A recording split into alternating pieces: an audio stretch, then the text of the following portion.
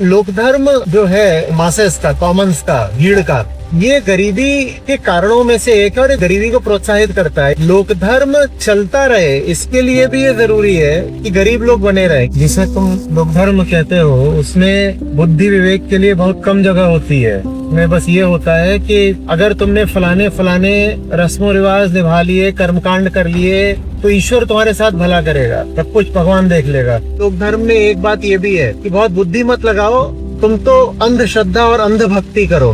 बुद्धि बुरी चीज होती है, तुम तो भक्ति करो। और वो भक्ति जिसमें बुद्धि शामिल नहीं है, इनमें एक बड़ा मूल्य है भाग्यवादिता, कि भाई अगर राम चाहेंगे तो तुम्हारा काम हो जाएगा, और नहीं लिखा होगा तुम्हारे भाग्य में तो तुम कितना भी कर लो तो नहीं होगा। तो इंसान कभी बहुत जान लगा करके न तो श्रम करता, न कभी अपनी असफलता के वास्तविक कारणों की जांच करता है, न कभी बहुत बुद्धि लगा पाता। श्रम करते हुए भी वो गरीबी में ही रह जाता है। हाँ, श्रम करता है, पर वो श्रम वैसा ही होता है जैसे कि बेचारे किसी पशु से श्रम कराया जा रहा हो जो जानता ही नहीं वो श्रम क्यों कर रहा है। उस श्रम में बुद्धि विवेक शामिल नहीं होता ना। लोकधर्म में तो फंसे रहने का मतलब ही है कि तुम्हारी गरीबी बनी हुई रहेगी। वास्तव में लोकधर्म की जिसने सच्चाई देख ली और लोकधर्म को छोड़ करके सच्चे धर्म की ओर आ गया, उसको एक फायदा ये होगा कि उसकी गरीबी दूर होने लगेगी। पर लोकधर्म ने भगवान को क्या करा है, कामना पूर्ति का साधन बना दिया है कि बाहर है कहीं भगवान और उनके पास चले जाओ तो तुम्हारी कामना पूरी कर देंगे। ये क्या मजाक है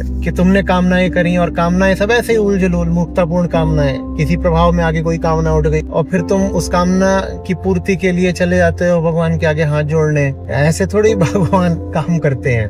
भगवान तुम्हारी कामना पूर्ति के लिए नहीं है, भगवान तुम्हारी निष्कामना में है। भगवान बाहर कहीं नहीं है, वो तुम्हारे ही भीतर बैठे हैं। और भगवान अलग से नहीं तुमसे बोलते, भगवान तुमसे तुम्हारे ही विवेक के माध्यम से बोलते हैं। तुम्हारी ही जो सत्यनिष्ठा की आवाज है वही भगवान की आवाज है, तुम्हारे ही विवेक की आवाज भगवान की आवाज है। सुना है ना, जापे हरि विपदा दीनी ताकि मते आगे हर लीनी। तो भगवान भी तुम्हारी मति के माध्यम से ही तुम्हारा भला या बुरा करते हैं। लोग अपनी मति नहीं चलाना चाहते, अपनी बुद्धि अपनी विवेक नहीं लगाओगे, अपनी जिम्मेदारी नहीं उठाओगे, तो कोई ऊपरी ताकत आकर के तुम्हारा कल्याण नहीं कर सकती। भगवान माने वो दृष्टि जो देख ले कि हमने भगवान को भी कामना पूर्ति का साधन बना दिया।